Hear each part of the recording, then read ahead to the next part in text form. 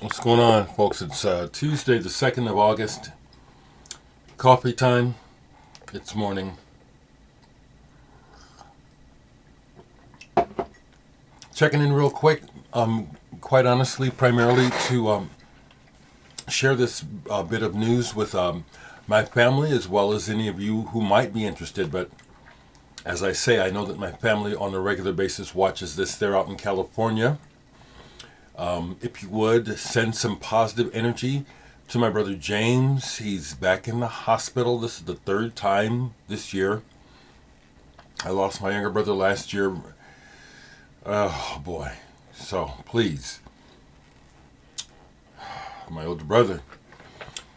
We've been slightly estranged over the years. You know, he's a very talented man, but pretty hard-headed. So apparently whatever he was supposed to do after he was released before, the last time he ain't doing, so he's back in.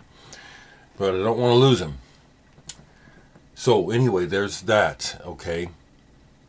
I hope that you all are doing okay. I can't help but mention, that, the devastating new normal of climate change, the way that it's impacting the country, and particularly down in Kentucky right now in the St. Louis area. There's nothing I can do but except just say that, wow, sorry to see so much suffering. But anyway, to get back to the general topic of this channel, which is music, I want to immediately thank Anita in Poland, because I think this came about through you, Anita. I know you watch fairly regularly. You'll probably see this eventually. I can announce this because I see that it's being announced on social media by the author. On Instagram, I got a link to, let me just go there. I think his name is Thomas.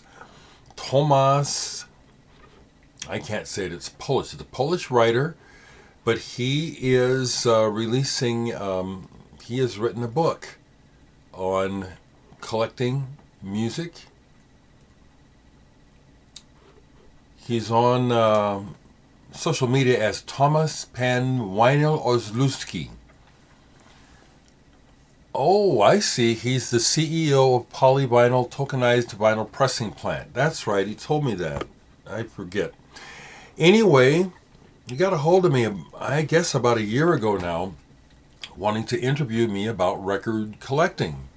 And I was very happy to do so. And, of course, he was saying, this has all got to be hush-hush, until things are final. And so now it is. And there's...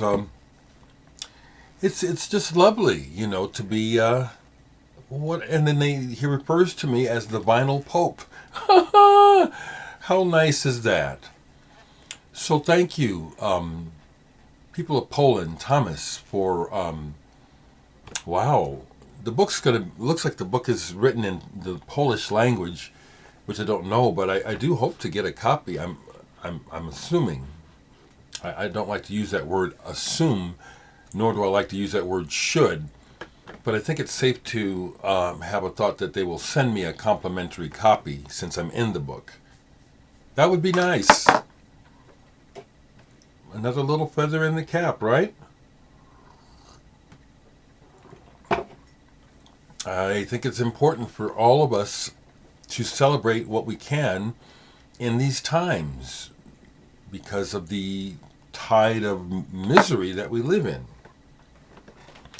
So the last album that I played all the way through and really enjoyed it like I'd never heard it before, although I had, is Quintessence by Michele Rosewoman, jazz pianist. Unfortunately, I think she's already passed away.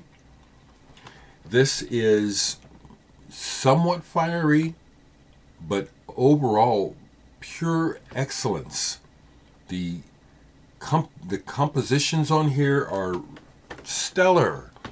I mean, from the top, For Now and Forever, written by Rosewoman, the head, the statement of the song, where it starts is strong and bam.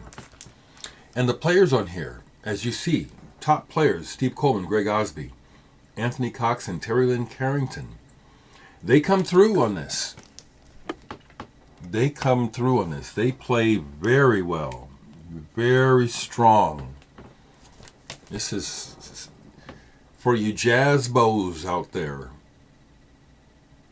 Get this. This is good jazz, period. It is. It's not one of those, everybody's talking about blue note tone poets and all this stuff, you know. A certain amount of that aspect of collecting I'm over, you know what I mean? You know, kind of like comparing dick sizes with other people. I got this. Oh, well, I got the tone poet. And so, well, that's nice. To a degree that can be fun, but, you know.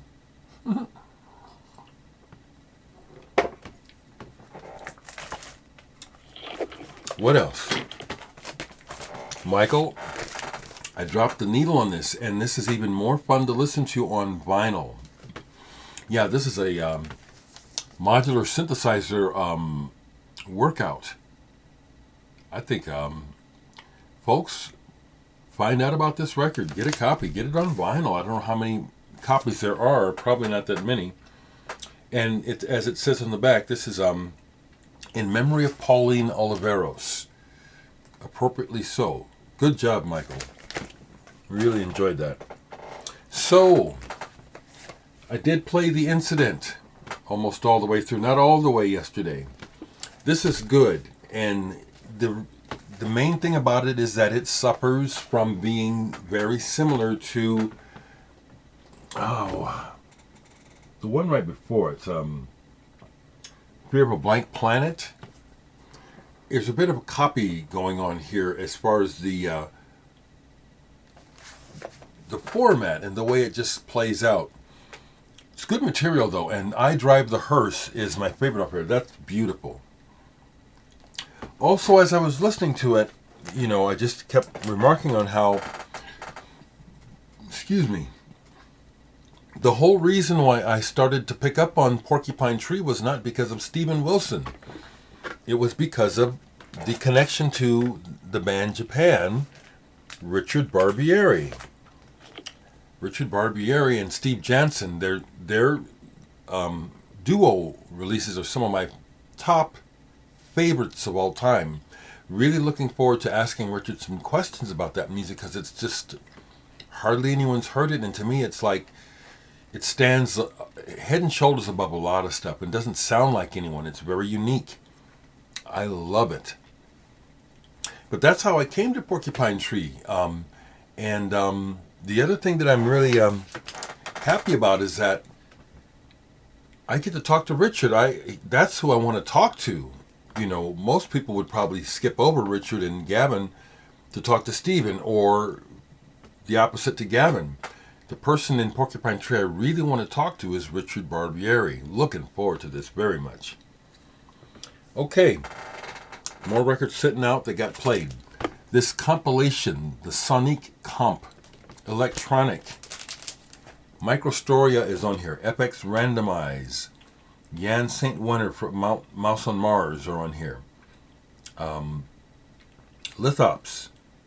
This is as a compilation. It's mixed. It's like, and I bet you the person putting this together knew it too. The tracks on here that are really good, like the Microstoria, it's like really obviously good. Then there's other stuff that's like it's a loop, and you're waiting for it to do something, and it doesn't hold my interest. And I like stuff like that, but it's like, give me something. Okay, let me get this right. French? Yes, French band. See, I get it mixed up sometimes. Transit Express.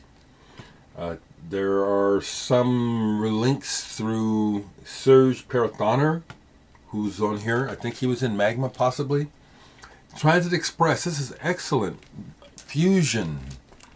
Mahavishnu type playing. Fiery. Flights of quickness. But on top, but what's good is good writing. There's a difference between just playing a flurry of notes fast and making a statement or expressing some lyrical, something lyrically nice, and that one does it. Transit Express.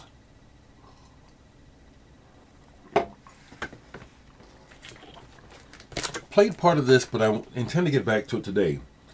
This is an album of note. Is this out of Israel or something like that? My eyes. Jericho. Some of you guys will know this album. Originals of this are pretty collectible. But this is a band from a country that we don't usually hear from in rock and roll. That's why I'm thinking it's possibly Israel. But what's interesting is this sounds so accomplished. This sounds like these guys are in league with everybody else around the world. It's real strong. Real strong songwriting, playing, and singing. Rock with a bit of a progressive element to it. But charging, rocking. Jericho. Really good album. Came across this. I have records that I forget. Chris Cole, if you see this, thank you. You have sent me some amazing obscure records that over time their value to me has really shown itself musically and actually sometimes collect-wise. And this is one. FX. I'm pretty sure I got this from Chris Cole. Baird Hersey is a musician that we like. I'll say we because I know he does. Guitarist, synthesizer, player, composer. And this is an early band of his. FX, 1981. I like the music. I don't care for the singing. But you can hear already that on this album the band is trying different things. They're trying to be original. They do that old cover, Fever. You got Peggy Lee, didn't she have the big hit with it? They do it on here and try to make it original. It's partially successful. Another collectible rock album, which I don't remember, I haven't seen an original copy since it came out. Fuzzy Duck. Their only album, correct me if I'm wrong, I know you will. Again, this is a rocker with some time changes here thrown in, but mostly they jam out, but they're good, which always makes you wonder, what's the story?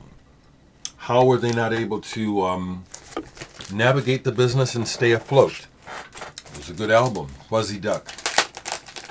And I pulled this because I hadn't played it since I bought it, a reissue of Secret Oysters, Straight to the Krankenhaus.